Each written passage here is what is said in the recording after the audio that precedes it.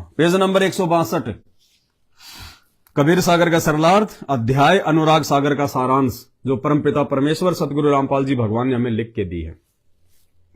भगत के 16 गुण, आगे लिखा आभूषण, यानी भगत के 16 आभूषण कौन कौन से हैं जिनको धारण किए बिना परमात्मा हमें स्वीकार नहीं करेगा, जिनको धारण किए बिना, उन आभूषणों को धारण किए बिना परमात्मा हमें सतलोक के लिए नहीं लेके जाएगा, नहीं तैयार करेगा, परमात्मा हमसे प्रसन्न नहीं होगा।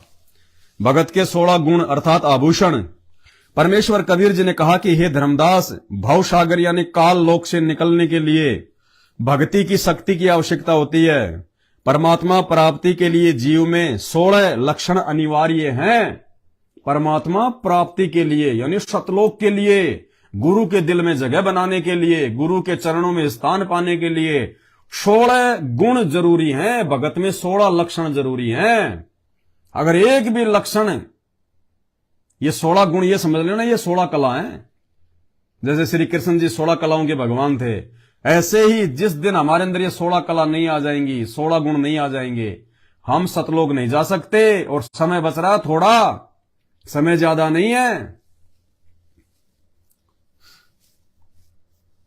इनको आत्मा के 16 श्रृंगार अर्थात आभूषण कहा जाता है।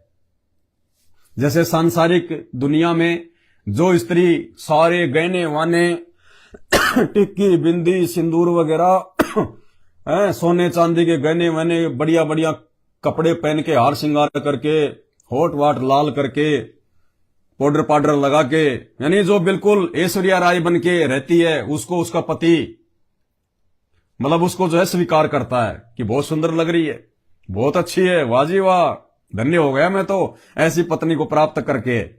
यानी वो श्रृंगार उस सांसारिक औरत के लिए उसको पति को प्रसन्न करने का साधन है। और भक्ति मार्ग में उनमें से एक भी नहीं होना चाहिए। वो झूठा हार श्रृंगार, वो झूठे गहने, सोना चांदी है, फलाना दिखना, ये पाउडर पाउडर प्लास्टिक जो भी है, होठ लाल करना, बिंदी सिंदूर मांग, कुछ नहीं, उनमें से एक भी नहीं होना चाहिए, बिल्कुल विपरीत। तो भक्ति मार्ग में 16 आभूषण कौन कौन से बताए परमात्मा ने। और भाई वो भक्ति के 16 आभूषण उसी समय धारण किए जाएंगे, वो ही भगत धारण कर सकता है जो इस काल लोक के नकली आभूषणों से मुक्ति पालेगा। अभी तक तो भाई बहन ये सोना चांदी पहनना ही नहीं छोड़ रहे, नकली आभूषण ही नहीं उतार पा रहे, तो असली आभूषण कहां से पहनोगे। उन नकलियों को उतारे बिना असली आभूषण नहीं पहने जा सकते। तो असली आभूषण क्या बताए परमात्मा ने भक्ति के। ज्ञान, प्रथम ज्ञान, ज्ञान को आधार, जैसे हम लोग साथ संगति में ज्ञान को आधार बना के परमात्मा की महिमा करते हैं। सबसे पहला ज्ञान, क्योंकि ज्ञान मार्ग है।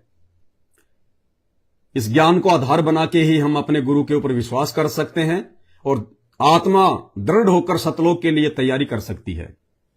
तो सबसे पहला ज्ञान होना चाहिए भगत को, और ज्ञान में सब कुछ आ जाता है। ज्ञान यज्ञ में सारे यज्ञ आ जाते हैं। तो सबसे पहले परमात्मा ने ज्ञान को महत्व दिया। सबसे पहला श्रृंगार क्या है? ज्ञान। ज्ञान आधार से हमारा उठना बैठना बोलना चलना, परमात्मा के प्रति हमारी श्रद्धा लगन, चिंतन मनन हर चीज पे। दूसरा विवेक, भगत के अंदर बुद्धि भी होनी चाहिए।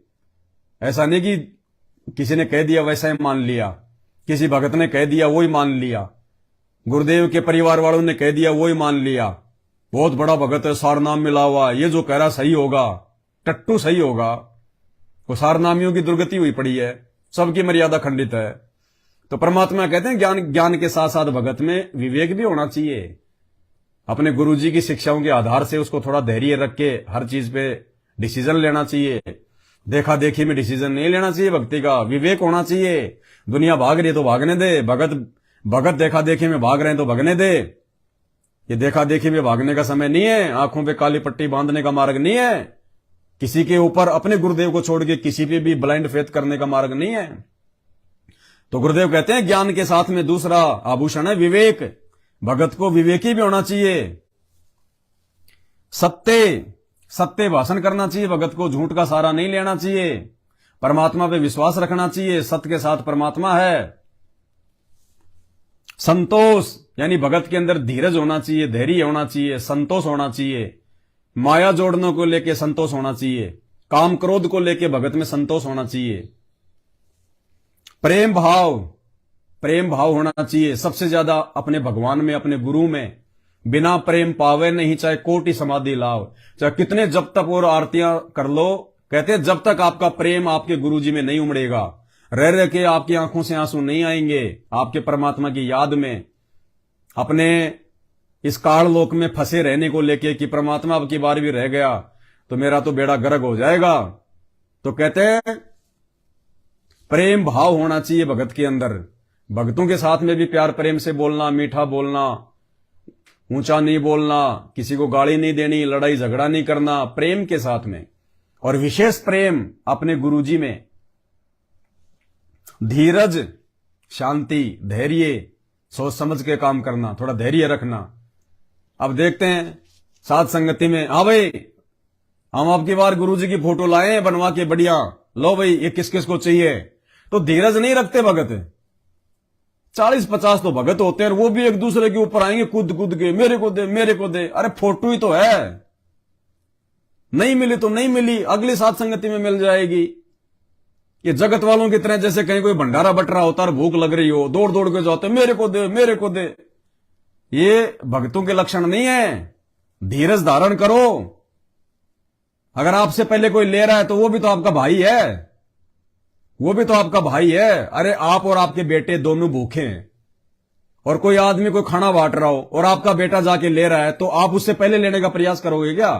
क्योंकि आपको पता है कि ये मेरा ही तो बेटा है, मेरा ही तो भाई है, ये ले रहा मैं ले रहा हूं, बात एक ही है, बचेगा तो मैं और ले लूंगा। लेकिन नहीं, हाँ भाई मेमोरी कार्ड किस किस को चाहिए, तो दौड़ के आएंगे जैसे मतलब हिरण की तरह। अरे डट जाओ, शांति रखो भाई, तुम्हारे लिए लाए। लेकिन नहीं, वो धीरज नहीं, अभी तो धीरज नहीं है तो परमात्मा पास में नहीं है। अपनी जगह पे बैठे रहा करो, मिल जाएगा। हमें भी पता है कि कोई लाखों की संख्या में तो आ नहीं रहे, कोई साथ संगति में 100-50 आते हैं तो उससे ज्यादा ही लेके जाते हैं हम, तो मिल जाता है अगर धैर्य रखोगे तो। परमात्मा कहते हैं धीरज के धरे हाथी बंध्या बंध्या मन भर खाए। हाथी को धैर्य होता है, धीरज होता है, उसको अपने मालिक पे विश्वास होता है, इसलिए कहते हैं खूंटे से बंधा बंधा भी परमात्मा उसको खाने के लिए देता है। एक मन खाता है हाथी रोज 40 किलो। क्यों? क्योंकि हाथी को धीरज है, वो हड़बड़ी नहीं करता। तो कहते हैं धीरज के धरे हाथी बंध्या बंध्या मन भर खाए, और एक टूक के कारण वो कुत्ता 70 घर फिर आए। और एक रोटी टुकड़े के कारण कुत्ता 70 घर में मुंह मारता रहता है। कहीं टूक मिलते हैं तो कहीं जूत मिलते हैं। तो भाई हमने ये कुत्ता कर्म नहीं करना। कोई भी काम हो, कहीं भी, चाहे साथ संगति में, चाहे अपने घर पे, चाहे मार्केट में, भगत ने धीरज धारण करना चाहिए। जल्दबाजी नहीं करनी चाहिए, हड़बड़ी नहीं करनी चाहिए। नहीं मिल रही तो ये सोच के कि हो सकता है मेरे गुरुजी की इसी में कोई मतलब मेहर है, मेरे गुरुजी की यही रजा है, कोई बात नहीं, अगली बार ले लेंगे। एक ही बात है, ये भी तो जो है मेरे भक्तों के घर में जाएगी, कोई बात नहीं। और मिल गई तो आराम से मिल जाएगी। तो जल्दबाजी नहीं करनी किसी भी चीज के लिए, ना भंडारे के लिए, ना किसी भक्ति की सामग्री के लिए। तो धीरज परमात्मा ने बताया कि भगत के अंदर ये गुण होना चाहिए। निर्दोषा, आगे कोष्टक में गुरुजी ने लिखा है धोखा रहित। निर्दोषा यानी भगत को बिल्कुल पाक साफ होना चाहिए। भगत के मन में किसी के प्रति धोखाधड़ी मन में भी नहीं आनी चाहिए, छल कपट के भाव मन में भी नहीं होने चाहिए। हमारा नुकसान हो रहा है, हो जाने दो, हमें कोई ठग रहा है उसको ठग के ले जाने दो। कबीरा आप ठगाइए और न ठगिए कोई, आप ठगाए सुख होत हैं और ठगे दुख होई। तो हमने किसी को नहीं ठगना, हमें कोई ठग रहा है तो ठगने दो। जो तो को काटा बोवे ताको बो तू फूल, तो ये फूल के फूल हैं वाको हैं त्रिशूल। हमने धोखाधड़ी नहीं करनी, हमने छल कपट नहीं करना, फिर हमारा परमात्मा साथ देगा। हमें किसी चीज की परमात्मा वो कमी नहीं छोड़ेगा मालिक। तो भगत को धोखे से रहित होना चाहिए, निर्दोषा होना चाहिए। 8वां लक्षण क्या बताया मालिक ने? दया। दया धर्म का मूल है, पाप मूल अभिमान, तुलसी दया न छोड़िए जब लग घट में प्राण। दया तो बहुत ही जरूरी है हर चीज के प्रति। इंसान के प्रति भी, जानवरों के प्रति भी। बेवजह हमने किसी जानवर को परेशान नहीं करना। कुत्ते को भी हमने गाली नहीं निकालनी, कुत्ते को भी कि हट भग जा, हट हट, या उसको मारना नहीं। अगर कोई लेट रहा है, कहीं आराम कर रहा है कोई कुत्ता, तो हमने उनको भी जो है उठपटांग नहीं बोलना। जानवर को भी घर पे आ जाए तो उसको भी प्यार प्रेम से रोटी का टुकड़ा डाल दो, जैसा भी आपके पास में। लठ नहीं मारना, कोई पत्थर नहीं मारना, दुत्कारना नहीं। वो भी हमारे भाई बहन है। ना जाने हम कितनी बार वो कुत्ते बन चुके हैं। ऐसे ही हम भी एक टूक के लिए गली गली जो है मुंह मारा करते थे। वो भी उसी परमात्मा की आत्मा है, संत रामपाल जी भगवान की। अपने कर्म संस्कार वश आज वो पशु योनि में है। बाकी इंसानों के साथ में तो हमने किसी भी प्रकार से मारपीट गाली गलौज करनी नहीं है, सौपन में नहीं सोचना, नहीं तो भक्ति रहित हो जाएंगे। और आवश्यकता से ज्यादा हमने दया भी नहीं दिखानी। मतलब दया इतनी रखनी है, बेवजह हम किसी को परेशान ना करें, हमारी वजह से किसी को पीड़ा ना हो, बस। आवश्यकता से ज्यादा दया धर्म नहीं दिखाना, नहीं तो राजा जनक की तरह काल ठग लेगा। बाकी जिसके साथ जैसा हो रहा है उसके अपने संस्कार पे छोड़ो कि भैया इसके भाग्य में ऐसा लिखा हुआ है। भक्ति करता नालायक जब इसको परमात्मा मिला था, क्यों छोड़ दिया मालिक कोई भाई इसने उस समय। आज ये जो है ये दुख उठा रहा है, ये परेशानियां उठा रहा है। आपसे जितना बने मर्यादा में रह के किसी की मदद करो, जो है दया दिखाओ। मर्यादा तोड़ के या आपके मोक्ष के मार्ग में बाधा बन जाए, वो दया नहीं दिखानी हमने। चाहे कोई मरे चाहे कोई जिए, हमने सबसे पहले अपनी भक्ति बचानी है, अपनी मर्यादा बचानी है। तो दया भाव, क्षमा, अक्षमा करना। हमने किसी के साथ लड़ाई झगड़ा नहीं करना, मारपीट नहीं करनी। चाहे किसी ने हमारा कितना नुकसान क्यों ना कर दिया हो, हमने उसको माफ कर देना है। अब जैसे हमारे साथ संगत वाले भाई बहनों की सफारी गाड़ी जो हम 22-23 लाख रुपए में लेके आए थे, 1 साल बाद में चोर उसको चुरा के ले गए। और हमें यह भी पता कि कौन चोर चुरा के ले गया और किन चोरों के कहने पे जो है वो चुरा के ले गया। फिर भी हमने उनको क्षमा कर दिया, और क्षमा कर दिया तो परमात्मा दयालु है, मालिक ने फिर दया कर दी। तो हमने क्षमा, किसी ने हमारा नुकसान कर दिया तो कर दिया, अपने मन में उसके प्रति दोष नहीं रखना। हमने उसको अपना शत्रु नहीं समझना, अपना दुश्मन नहीं समझना। मालिक कहते हैं एक शत्रु एक मित्र है, भूल पड़ी रे प्राण, यम की नगरी जाएगा शब्द हमारा मान। गुरुदेव कह रहे हैं तूने यदि सतलोक जाना है तो तूने पीछे इस गंदे लोक में किसी को भी अपना शत्रु नहीं छोड़ के जाना। हाँ, जबरदस्ती यदि हमसे कोई शत्रुता करता है तो वो करे। हमने अपनी तरफ से किसी को भी अपना मित्र और किसी को भी अपना शत्रु नहीं समझना, अन्यथा उस राग द्वेष के कारण हम यहीं रह जाएंगे। काल यहीं रोक लेगा कि बेटा बदला तो पूरा करके जा। तो हमने किसी के साथ में कोई शत्रुता नहीं करनी है। कोई हमारे साथ में कितना ही बुरा करे, कितना ही छल कपट करे, कितनी गालियां निकाले, कितना ही अभद्र बोले, हमने उसको क्षमा कर देना है कि ठीक है भाई, तेरे कर्म तेरे साथ, मुझे तो भगवान ने ज्ञान दे दिया और भक्ति दे दी, मेरा तो तू कुछ बिगाड़ नहीं पाएगा। मैं अपनी तरफ से तुझे कोई दुआ और बद्दुआ नहीं दूंगा, तेरे कर्म तेरे साथ। तो हमने क्षमा कर देना है। क्षमा करने वाले के साथ में गुरुजी रहते हैं, जो है परमात्मा रहता है। शील, शील मानी शांत स्वभाव होना चाहिए भगत का, शीलता होनी चाहिए भगत के अंदर। मृदुभाषी, बेवजह फालतू में किसी के साथ में लड़ाई झगड़ा नहीं।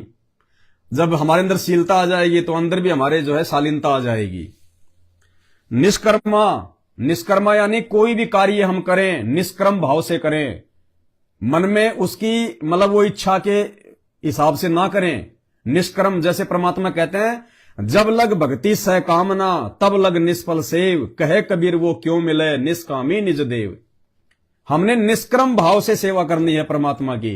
निष्क्रम भाव से हमने ये जो है अपनी ये भक्ति करनी है, आरती करनी है, ये मंत्र करने। हमने मन में कोई डिमांड नहीं रखनी। अगर हमने कोई डिमांड रखी मन में कि मेरे पास में धन हो जाए, मेरे पास में एक प्लाट हो जाए, मेरे लड़का हो जाए, मेरे लड़की हो जाए, मेरा छोरा जो है नौकरी लग जाए, तो फिर वो निष्क्रम भक्ति नहीं है, वो निष्फल हो जाएगी, वो सहकामना हो गया। तुम कामना मन में रख के फिर भक्ति कर रहे हो। तो मालिक कहते हैं जो व्यक्ति सहकाम होके भक्ति करते हैं, जो मन में कोई कामना रख के भक्ति करते हैं, कहते हैं उनकी भक्ति निष्फल हो जाती है। जब लग भक्ति सहकामना तब लग निष्फल सेव, वो सेव यानी पूजा तुम्हारी निष्फल हो जाएगी। तो हमने निष्कर्म भाव से कि परमात्मा केवल हमने अपना आत्म कल्याण चाहिए, मालिक हमने केवल इस गंदे लोग से 84 लाख योनियों से छुटकारा चाहिए, निष्कर्म भाव से हमने परमात्मा की भक्ति करनी है। त्याग, त्याग तो भाई आप सबको पता ही है, हमने सब कुछ छोड़ के जाना है यहां से एक दिन। तो हमने यहां की किसी भी वस्तु में, काल लोक की किसी भी वस्तु में अपना हिस्सा समझ के उससे जो है वो जकड़ के नहीं रहना। हमने ये नहीं सोचना कि ये मेरी है। ठीक है, आपने कमाई है, आपने अपने पैसों से कमाई है जो भी, लेकिन वो पैसा भी जो है इस काल का, वो वस्तु भी जो है इस काल की, ये शरीर भी इस काल का, ये शरीर भी हमने यही छोड़ के जाना। अंत में ये शरीर भी साथ नहीं जाएगा।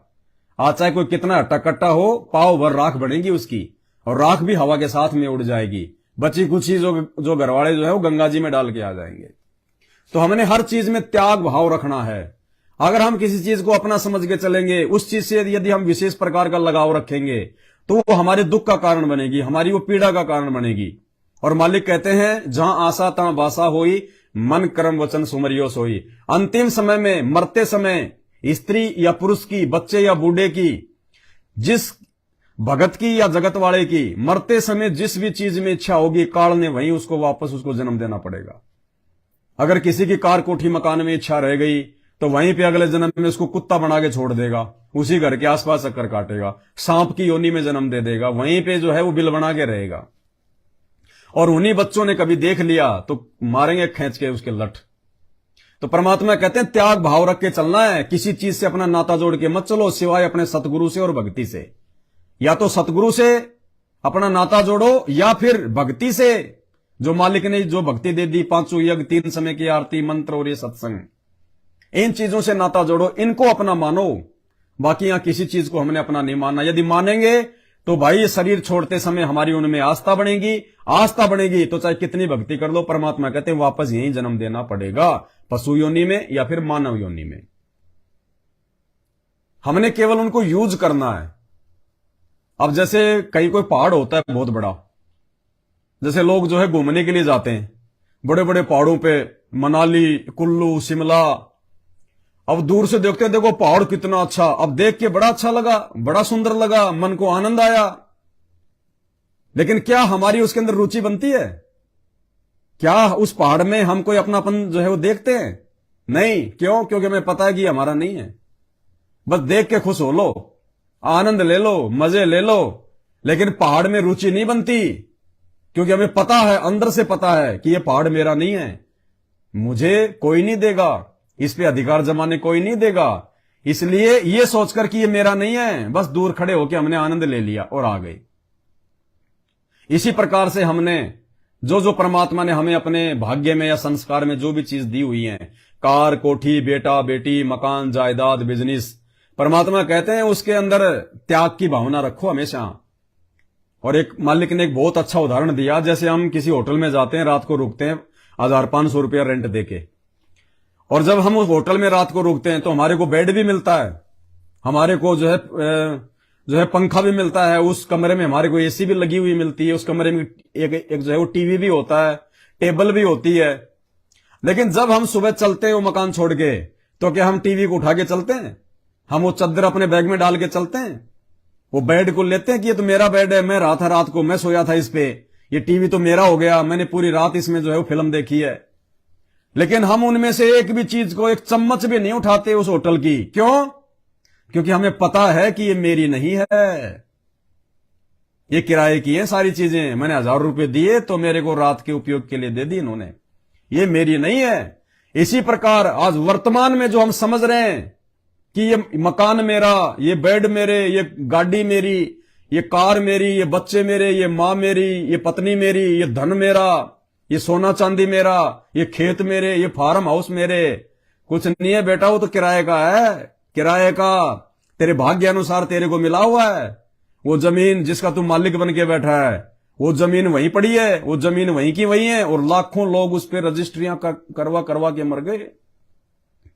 लाखों लोग उस जमीन के टुकड़े पे अपना अधिकार जमा जमा के, तेरे से पहले तेरा दादा था, उससे पहले उसका दादा था, उससे पहले उसका दादा था, कहते हैं लाखों लोग उस 2 बीघा जमीन पे रजिस्ट्रियां करवा करवा के मालिक बन बन के मर गए, राख बन गए। वो जमीन वहीं पड़ी है और वो मालिक कोई तो गधा बन के घूम रहा है, कोई जो है कुत्ता बन के घूम रहा है। तो परमात्मा कहते हैं अब ये चीजें, ये त्याग भाव बनेगा कैसे? ज्ञान से। ज्ञान बिना नहीं बन सकता, चाहे कितनी कोशिश कर ले।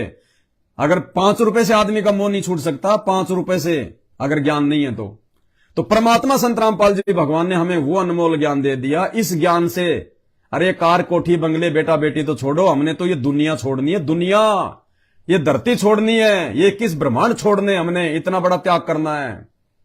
तो परमात्मा के ही ज्ञान में वो ताकत है, संत रामपाल जी के ही जो है वो सत्संग में वो पावर है जो हम ये चीजें छोड़ सकते हैं। अन्यथा मरते मरते भी आदमी जो है आंखों में आंसू डाल डाल के रोता है, हे भगवान पूरी जिंदगी कमाया मैं गधे की तरह, बैल की तरह, हे भगवान ये सब छोड़ के जा रहा हूं। और अगले जन्म में कुत्ती का जो है बच्चा बन के पैदा हो जाएगा, कोई उस मकान की छाया में भी नहीं बैठने देगा उनको।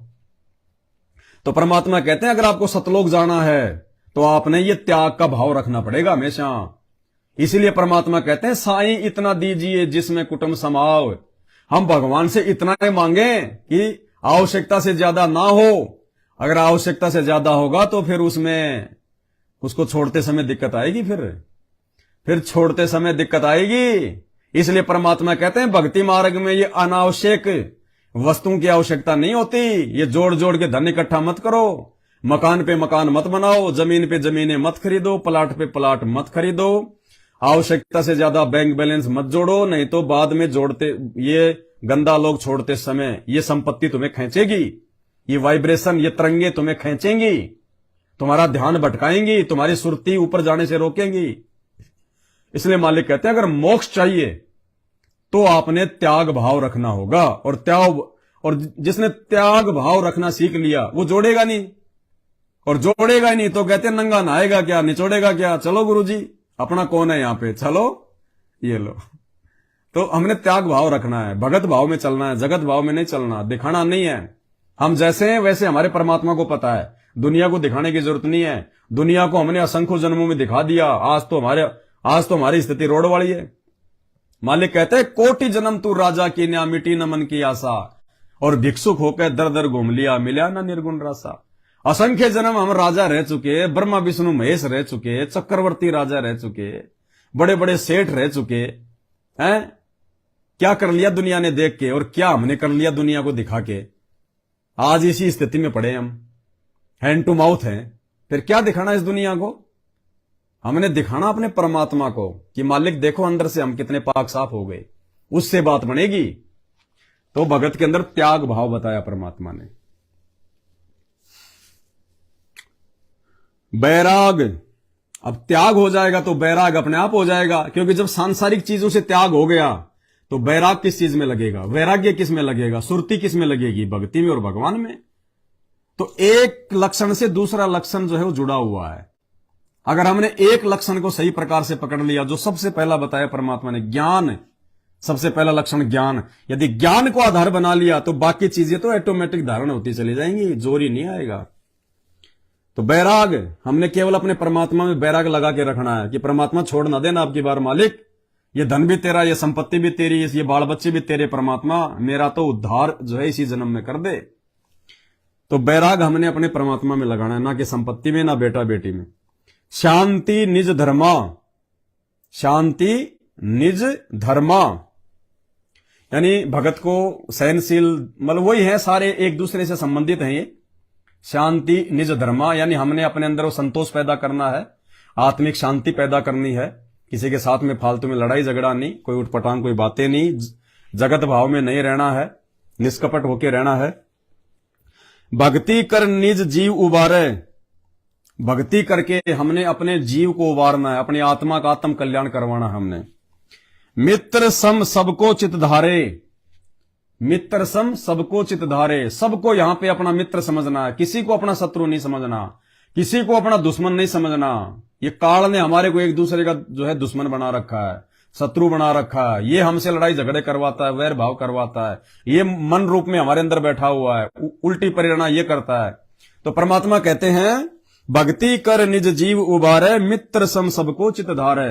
सबको अपने भाई बहन समझना है कि सब एक ही परमात्मा के बच्चे हैं। आपस में इस काल ने हमारे को हिंदू मुसलमान सिख ईसाई बना दिया, हमारे को जातियों में बांट दिया, इसने अमीरी और गरीबी में बांट दिया हमारे को परमात्मा ने, वो इसने इस काल भगवान ने, यहाँ के राजा ने, शैतान ने।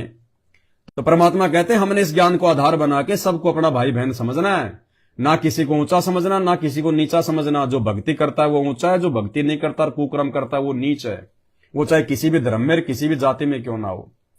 कर्म आधार से लोग ऊंचे नीचे होते हैं, जाति और धर्म आधार से कोई ऊंचा नीचा नहीं होता। सबका एक ही धर्म है, सबकी एक ही जाति है। जीव हमारी जाति है, क्योंकि सब जीव है हम, दो कोटि के। और मानव धर्म हमारा हिंदू मुस्लिम सिख ईसाई धर्म नहीं कोई न्यारा। चाहे कोई ब्राह्मण हो, चाहे ठाकर हो, चाहे जाट हो, चाहे यादव हो, चाहे बनिया हो, चाहे धानक हो, चाहे चमार हो। परमात्मा कहते हैं बेटा सबके सब तुम मां की जेर से लिपट के आए थे, योनि द्वार से तुम गंदगी में लिपट के आए हो। बाहर ना धो के कोई तो बनिया बन गया, कोई ब्राह्मण बन गया, कोई ठाकर बन गया, कोई चमार बन गया। बाकी तुम सबके सब तुम शुद्ध हो, सबके सब तुम शुद्ध हो। मां के योनि द्वार से, मां के गर्भ से तुम जेर में लिपट के आए थे। सब तुम लोग जो है वो गंदगी में लिपट के आए थे। बाहर ना धो के अपने आप में तुम कोई ब्राह्मण बन गया, कोई चमार बन गया। ये सब झूठा खेल है यहां का। तो मालिक कहते हैं हमने इस चक्कर में नहीं पड़ना कि कौन ऊंचा है कौन नीचा है। जो भक्ति करके यहां से अपना आत्म कल्याण करवा गया वो सर्वश्रेष्ठ है, वो ब्राह्मण है। ब्राह्मण सोई जो ब्रह्म पहचाने। असली ब्राह्मण वो ही है जो भगवान को पहचानेगा। और वर्तमान में इस धरती पे वो ब्रह्म, वो परमात्मा संत रामपाल जी है। और जिसने संत रामपाल जी को उनका ज्ञान समझ लिया और भक्ति कर रहा है, कहते हैं वो है असली ब्राह्मण है, असली पंडित वो है। जाति से कोई ब्राह्मण नहीं होता। ये जाति धर्म भगवान ने नहीं बनाए। भगवान ने तो सबको एक ही मार्ग से भेजा है। सब लोग नंगे आए थे, नंगे जाएंगे। भगवान किसी ब्राह्मण को अलग से नहीं ले जाएगा, चमार को अलग से नहीं जाएगा, जो है लेके जाएगा।